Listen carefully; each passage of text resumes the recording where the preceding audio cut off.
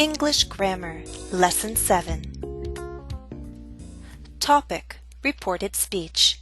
This lesson will be an introduction to the topic.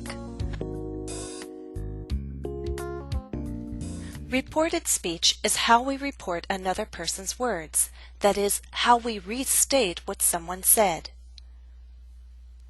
The focus of this first lesson will be on two questions. What's the difference between quoted speech and reported speech?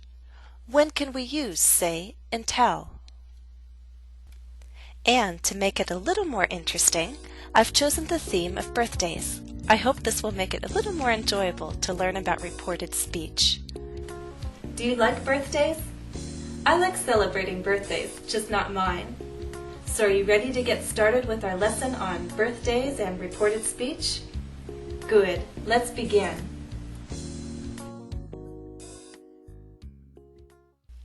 Point 1. What's the difference between quoted speech and reported speech? Well, let me explain by giving you an example. I like birthdays. What did Jennifer say? We can answer that question two different ways.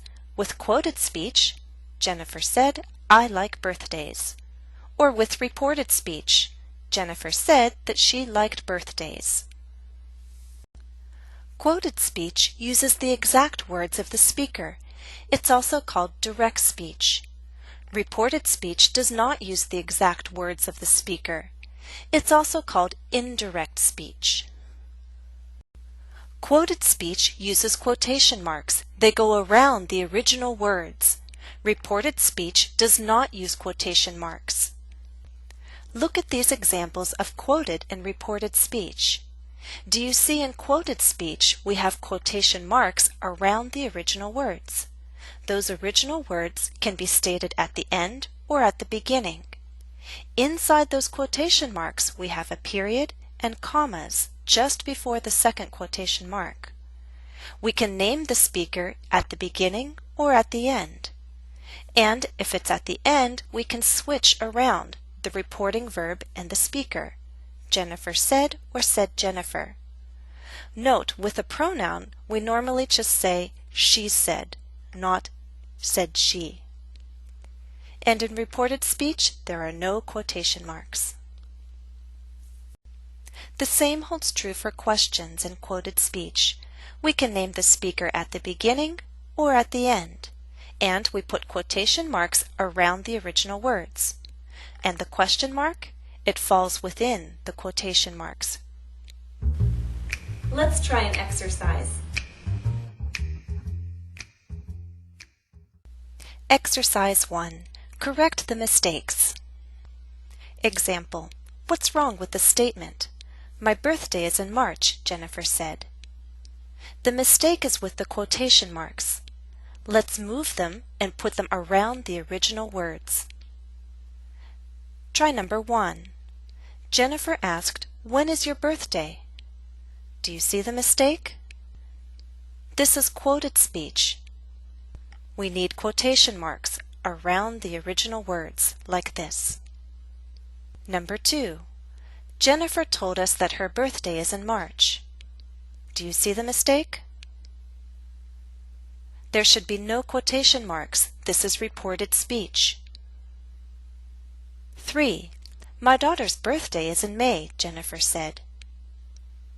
Do you see the mistake?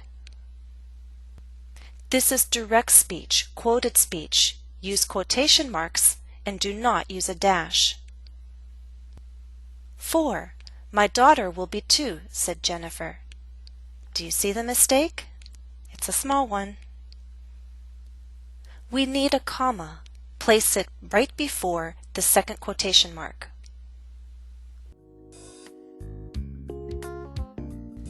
Point 2. When can we use say and tell? The two most common reporting verbs are probably say and tell. Let's talk about each of them.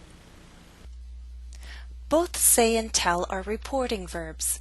We often use tell if we name the speaker and the listener. For example, she told us that she's over 30. We can use say to name the listener too, but it's not as common. She said to us that she's over 30. That's okay. She told us that she's over 30. This is more natural. Please note, if you use say to name the speaker and the listener, use to. Don't use to after tell. Here are 2 examples.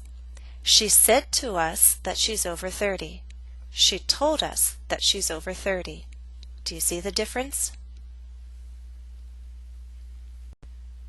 2 very common structures for reported statements then are the following.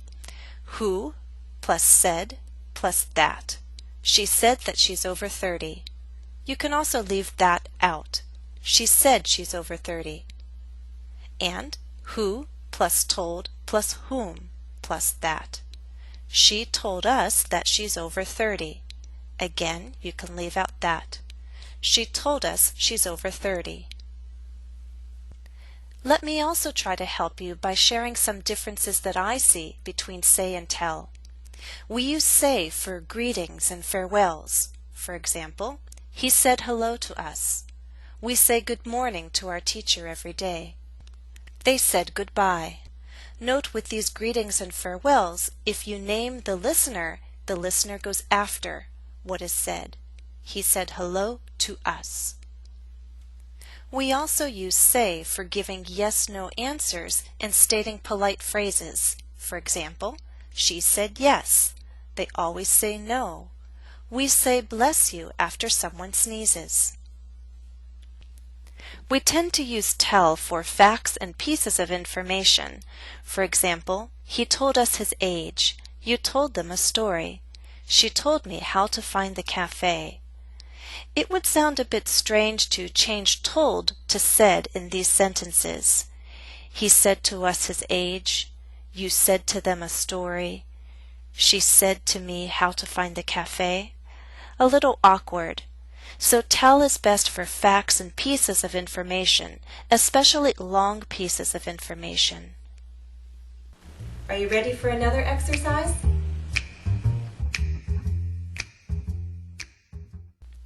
Exercise 2. Choose say or tell. Let's start with an example. Alex smiled when he saw the present and... Should we choose said or told thanks? The listener is not named, and thanks is one of those polite phrases. The correct choice is said. We say thanks just like we say sorry and excuse me. Now you try number 1. Read the statement and then I'll tell you the answer. Answer: David told a joke at the party. Telling a joke is telling a piece of information. We tell a joke just like we tell a story. Number 2. Answer: Chris told us he wasn't feeling well and left early. Grammatically, there can only be one choice, told, because we don't have the preposition to, said to us. Their only choice, told. Chris told us. 3. Answer: At 11:30, Sandy said good night and left. The only choice is said. Good night is a farewell. Just like we say goodbye, we say good night. 4. Answer: Max and Joan said to me that they couldn't come to the party. The only answer is said. Look at the grammar. We have the preposition to. We cannot say told to me. We can only say said to me. Well, that's the end of this first lesson on reported speech, but there's more to learn.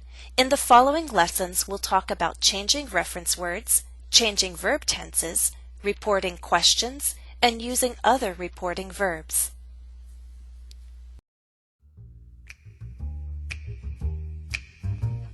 Additional practice is available at EnglishCafe.com. Look for my username, JenniferESL, and you'll see the follow-up exercise to this lesson. You can also find the direct link in the lesson description to this video here on YouTube.